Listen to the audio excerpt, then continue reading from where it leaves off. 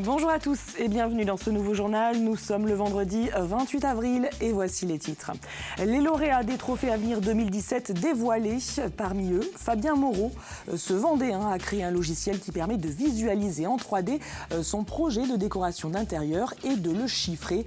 Lancé en janvier 2016, l'entreprise est passée de 4 salariés à 23 en seulement un an. Ce week-end, c'est la 15e édition des Jardins ouverts pour le Neurodon, une manifestation organisée au profit de la recherche sur le cerveau. À cette occasion, nous nous sommes intéressés à Laetitia, une jeune femme qui souffre d'épilepsie et qui, grâce à une opération, a pu améliorer son quotidien. 1100 athlètes de 80 nationalités présents au Vendespace. Ce vendredi a débuté le championnat d'Europe de patinage sur roulette, une discipline encore peu connue en France que nous vous ferons découvrir dans ce journal. 7 jeunes entreprises vendéennes lauréates des Trophées Avenir 2017. Créé il y a 6 ans, ce concours récompense chaque année des Vendéens créateurs ou repreneurs d'entreprises. 6 secteurs d'activité sont récompensés, dont le commerce, l'agriculture ou encore l'industrie. Une autre catégorie concerne également les projets étudiants. Chaque lauréat reçoit un coup de pouce financier de 2 500 €, une petite somme mais qui est toujours appréciable. C'est ce que nous explique le président des Trophées Avenir. Ça peut paraître symbolique, mais ça ne l'est pas pour beaucoup des lauréats et pour beaucoup de créateurs. Parce qu'il faut savoir, et c'est aussi ce qu'on apprend dans ces jurys, c'est qu'effectivement, il y a des créateurs qui, au bout de 7-8 mois, ne sont toujours pas payés. Donc 2 500 € à ce niveau-là, ça prend une signification autre et c'est souvent extrêmement apprécié. Sachant que le Grand Prix, celui qui a, parmi les 7 lauréats, il y a le Grand Prix à qui va lui avoir 5 000 €. Et parmi donc les 7 lauréats des Trophées Avenir 2017, il y a l'entreprise Cosica dans la catégorie production artisanale. Cette entreprise des herbiers a été créée il y a 1 an. Elle accompagne les particuliers dans leurs projets de décoration d'intérieur. Un accompagnement facilité par un logiciel qui permet de visualiser en 3D le rendu final du projet, mais aussi de le chiffrer. Un service qui séduit déjà de nombreux clients. Les explications de Samuel Grasset. Là-bas, il y a eu l'humidité. Fabien Moreau est un jeune chef d'entreprise heureux. En un peu plus d'1 an d'existence, sa société a déjà décroché près de 200 chantiers comme celui-ci. Après 10 ans d'expérience dans le bâtiment, Fabien Moreau a décidé de créer sa propre entreprise de décoration. Il manquait une offre complète dans le secteur de la décoration d'intérieur. C'est-à-dire qu'il y avait plein d'intervenants qui existaient, à la fois des archis, des décoratrices, des entreprises du bâtiment, des magasins de meubles, des fabricants de rideaux. Enfin, il y avait plein de choses qui existaient, mais on ne retrouvait pas une offre unique et globale au sein d'une même entreprise. Et c'est ce que propose donc aujourd'hui Cosica, du conseil en décoration d'intérieur jusqu'à la réalisation des travaux et même la fabrication de meubles. Toute l'activité de l'entreprise repose sur ce logiciel. Il a fallu plusieurs mois pour le mettre au point.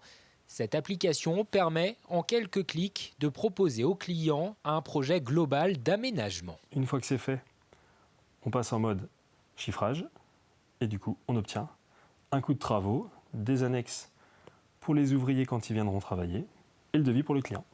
16 mois après sa création, Cosica est déjà passé de 4 à 23 salariés.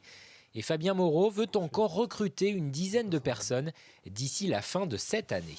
À la rentrée, on a une couturière qui intègre l'entreprise pour aller vraiment au bout de la décoration. Aujourd'hui, on est capable de faire une salle à manger, le sol, le mur, les plafonds, proposer des tables et des chaises. Si demain on peut mettre une nappe et les serviettes qui vont avec, ça sera toujours un plus. Une vision qui a donc séduit le jury des Trophées Avenir 2017.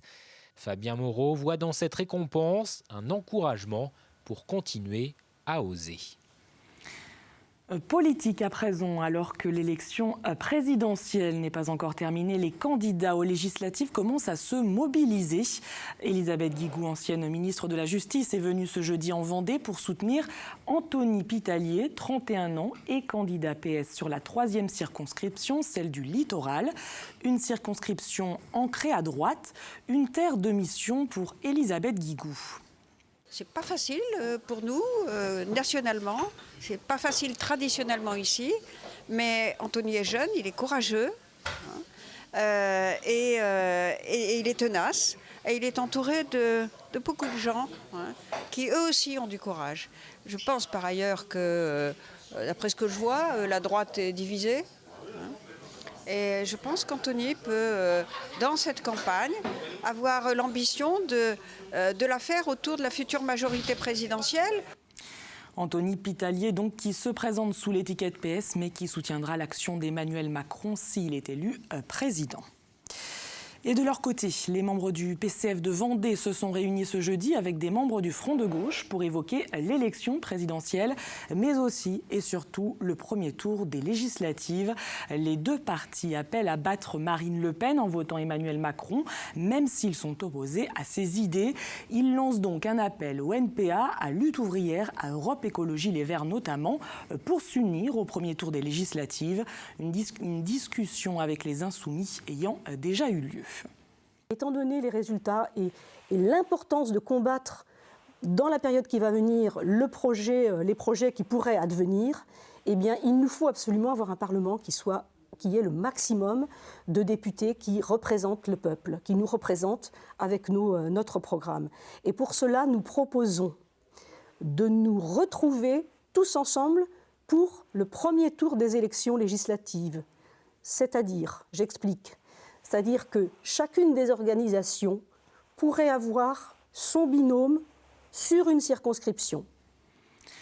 Cette année encore, les Jardins vous invitent à la solidarité. Ce week-end, c'est la 15e édition des Jardins ouverts pour le Neurodon. En Vendée, 5 parcs ouvriront de samedi à lundi. Pour chaque entrée achetée, 2 € seront reversés à la recherche sur le cerveau. Grâce à ces dons, les personnes atteintes de maladies neurologiques peuvent ainsi espérer améliorer leur quotidien. Exemple avec Laetitia. Cette jeune femme atteinte d'épilepsie a subi une opération il y a 1 an qui lui a permis de diminuer ses crises par 3. Le reportage d'Alix Lanos. Depuis l'âge de 19 ans, Laetitia vit au rythme des absences causées par son épilepsie. Des pertes de contact de quelques minutes, mais quasi quotidiennes. Elle se tend d'un coup, et puis après il y a carrément une rupture de contact, elle regarde vers le sol, il n'y a plus de son, plus d'image, du coup, pendant 5 minutes. Ça dure pas très longtemps, mais en fait, ce qui est long, c'est le temps qu'elle revienne à elle après, pendant un quart d'heure, 20 minutes. Il y a des propos incohérents, il y a une grosse fatigue. Déclarée en invalidité, Laetitia ne peut ni conduire, ni faire du sport et encore moins travailler. Alors quand les neurologues qui la suivent lui proposent d'intégrer un nouveau protocole aux côtés de 62 autres patients, elle accepte sans hésiter. Il y a 1 an, elle est hospitalisée pendant 15 jours pour une chirurgie de stimulation cérébrale profonde. 7 heures d'opération, une technique déjà utilisée depuis plusieurs années dans le traitement de la maladie de Parkinson notamment, mais aujourd'hui proposée dans de rares cas à des patients épileptiques. J'ai été opérée avec ce stimulateur qui longe justement au niveau du cou et qui est censé remonter jusqu'aux neurones qui sont touchés. Ça a changé tout plein de choses. Déjà, il y a moins d'absence. Maintenant, par moi-même, j'arrive à prévenir mon conjoint ou la personne qui serait à mes côtés, comme quoi ça ne va pas, je sens que ça commence à arriver, je sens le symptôme qui commence, mais avant, ce n'était pas du tout le cas. C'est vrai que l'épilepsie, ce n'est pas une maladie facile à vivre. Il faut déjà se faire accepter par tout le monde. Mais une chose qu'il faut surtout se mettre en tête, c'est qu'il faut toujours garder espoir. La preuve. Épilepsie, Parkinson, sclérose en plaques, si les patients souffrant de maladies neurologiques peuvent aujourd'hui avoir de l'espoir, c'est grâce à la recherche. Les études menées sur le cerveau sont nombreuses, riches d'enseignements et d'avancées thérapeutiques. Et ce n'est pas des progrès qui sont confidentiels, limités aux équipes de recherche. C'est vraiment des progrès qui ont déjà des impacts importants dans notre modalité de prise en charge. Les machines comme les IRM à Auchan, les nouvelles machines qu'on a à notre disposition nous montrent des aspects du cerveau qu'on ne pouvait pas voir autrefois. Ma façon d'exercer mon métier aujourd'hui par rapport à il y a 15 ou 20 ans n'est plus du tout la même. Grâce aux avancées spectaculaires de la recherche sur le cerveau ces 20 dernières années, Laetitia et Sébastien voient désormais la vie autrement. Ils parlent d'avoir un jour peut-être un enfant, un rêve inenvisageable avant l'opération. Et si vous souhaitez faire avancer la recherche sur le cerveau, rendez-vous donc dans l'un des 5 parcs et jardins vendéens participant à l'opération. Le château de Némy, de la Fosselière, de l'Anneau, le parc de Salières ou encore le jardin de Chaligny. Ouvrons à présent une page sport avec le championnat d'Europe de patinage sur roulette, une compétition qui se déroule jusqu'à samedi au Vent d'Espace. 1100 athlètes venus des 4 coins de l'Europe y participent. La cérémonie d'ouverture s'est déroulée ce vendredi en début d'après-midi, le matin étant réservé aux entraînements. Et nous avons assisté à ces dernières répétitions, l'occasion d'en savoir un peu plus sur cette discipline qui reste peu connue en France mais qui tend à se développer. Les explications de Pierre Dalicieux. Plus que quelques minutes d'entraînement par équipe avant le début de la compétition. Plus de 1000 athlètes sont attendus pour ces championnats d'Europe de patinage à roulettes artistique. 10 pays d'Europe ainsi qu'Israël vont s'affronter, parfois par groupe de 30. Notre pied s'est formé à la bottine, donc à force de les mettre, le cuir c'est totalement formé au pied. L'équipe de France, elle aussi, se prépare depuis plusieurs mois à cette compétition. Ces athlètes ont hâte de patiner sous les couleurs de la France. Ça fait un moment qu'on les prépare et avec tous les entraînements qu'on a avant, on peut le dire, on est prête et on est à fond pour le faire. On représente la France et c'est quand même pas rien de savoir qu'une fois dans sa vie, on aura représenté son pays. Pour le moment, c'est l'heure du briefing de l'entraîneur. Il disait de faire très attention à tes alignements, dans le sens où tu es toujours un peu décalé. Chaque geste, chaque expression de visage sera observée par le jury. La précision dans ce sport est donc primordiale. Mais avant tout, c'est la cohésion du groupe et la bonne entente entre les athlètes qui est indispensable. Le groupe doit être soudé, sinon ça ne peut pas fonctionner. Chacun mis bout à bout, ça doit faire un tout. Et c'est ce travail-là de groupe qui va permettre derrière de faire une belle chorégraphie. Une discipline très pratiquée en Italie, en Espagne et au Portugal, mais méconnue en France. Ces championnats d'Europe ici en Vendée, c'est l'occasion de promouvoir ce sport qui est aussi du grand spectacle. Pour ceux qui aiment le sport, mais aussi pour tout spectateur, parce que c'est vraiment un sport qui est basé sur le côté spectacle et du coup c'est vraiment accessible à tout le monde. Voilà, si vous allez voir Holiday on Ice, vous pouvez admirer ici pareil. C'est vraiment basé sur le show. Voilà. La compétition se déroulera jusqu'à ce samedi 29 avril. Le patinage à roulettes artistique est la 30e discipline sportive accueillie au Vent d'Espace depuis son ouverture en 2012. Et cela nous amène à parler des autres rendez-vous sportifs programmés ce week-end, avec tout d'abord à Pouzauges, samedi, le 3e national de pétanque spécial jeunes. 300 participants sont attendus, 2 catégories représentées, minime et cadet. C'est à partir de 10h au boulodrome Largetot. Basket en National 1 masculine, Chaland débute les playoffs en accueillant Reuil pour les quarts de finale aller. Coup d'envoi à 20h à la salle Michel Vrignot. Le match retour, lui, est prévu mardi à Reuil. En cas de victoire, les Chalandais joueront la belle samedi à domicile. Samedi toujours, du côté de Saint-Hilaire-de-Riez, gala de boxe thaïlandaise. La France affrontera l'Angleterre.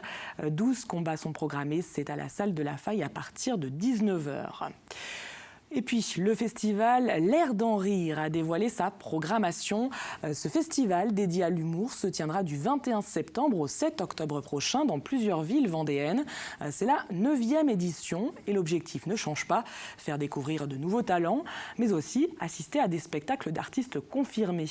Parmi eux donc Artus, révélé dans l'émission Ne demande qu'à en rire, le Gala qui viendra présenter un spectacle spécialement conçu pour le festival, Jean-Philippe Jansin, le ch'ti devenu chroniqueur dans l'émission Des grosses têtes, ou encore Oldelaf et Berthier pour ne citer que. Je vous propose à présent de prendre la direction de Noirmoutier. Ce week-end a lieu la 30e édition de la marche autour de l'île, une randonnée sur 2 jours qui au départ était une simple balade digestive familiale et qui aujourd'hui rassemble 2000 personnes. Grégoire de Châtillon a rencontré les organisateurs qui souhaitent faire avant tout de cette manifestation un moment convivial. C'est bien, c'est quand même plus joli avec les rideaux. Hein. Pas une seconde à perdre pour Monique et Bernard Blandin. Ils sont respectivement secrétaires et présidents de la marche autour de l'île de Noirmoutier. 2 jours de marche agrémentés d'un repas dansant organisé dans ce gymnase de la Guérinière, point de départ de la randonnée. Lui, c'est Claude Bellhomme, le vice-président de l'association, qui a beaucoup travaillé sur le parcours. Un parcours côté campagne, côté marais et côté plage, avec l'incontournable bois de la Chaise. On arrive ici à la plage des Dames, avec l'estacade sur notre droite et le bois de la Chaise dans lequel on va pénétrer à la suite pour arriver un peu plus loin au niveau du ravitaillement. Retour au gymnase avec les bénévoles qui préparent, et ce n'est pas rien, l'événement déjà depuis l'année dernière. Il faut, dès décembre, commencer à préparer les dossiers avec les communes, les autorisations de passage, les autorisations par rapport à Natura 2000, l'ONF, le Conseil général, etc. C'est parti d'une équipe il y a 30 ans, après un repas d'une vieille famille de Noirmoutier qui a décidé de faire une petite marche digestive. Et puis le week-end d'après, ils ont invité des amis et puis ça a fait boule de neige jusqu'à arriver l'année dernière à 1650 marcheurs. Et pour cet anniversaire des 30 ans, c'est plus de 2000 personnes qui prendront le départ de la marche autour de l'île de Noirmoutier, avec demain soir une cerise sur le gâteau pour cette soirée qui s'annonce très festive. On a commandé un gâteau d'anniversaire pour 450 personnes, quoi, voilà, histoire de marquer le coup pour les 30 ans. Pour cet anniversaire, la fanfare du Big Bazar de Montaigu viendra animer la marche. Une marche, samedi comme dimanche, encore ouverte aux inscriptions. Et si vous avez choisi de participer à cette randonnée, la carte des prévisions météo devrait vous intéresser. Ce samedi, très belle journée en perspective. Vous le voyez, du soleil sur toute la Vendée. Dimanche, une perturbation venue de la Bretagne nous amènera de la pluie qui devrait encore durer jusqu'à lundi. Dans un instant, vous retrouverez votre bulletin météo complet présenté par Fanny Poirier. Et puis le débrief est consacré cette semaine à l'élection présidentielle. Carla Bourreux et Hervé Leroc reçoivent sur le plateau Guillaume Bernard, politologue et maître de conférences. C'est la fin de cette édition. Merci à tous de l'avoir suivi. À noter, lundi, il n'y aura pas de journal. Retour donc de l'info mardi avec Samuel Grasset. Bon week-end à tous.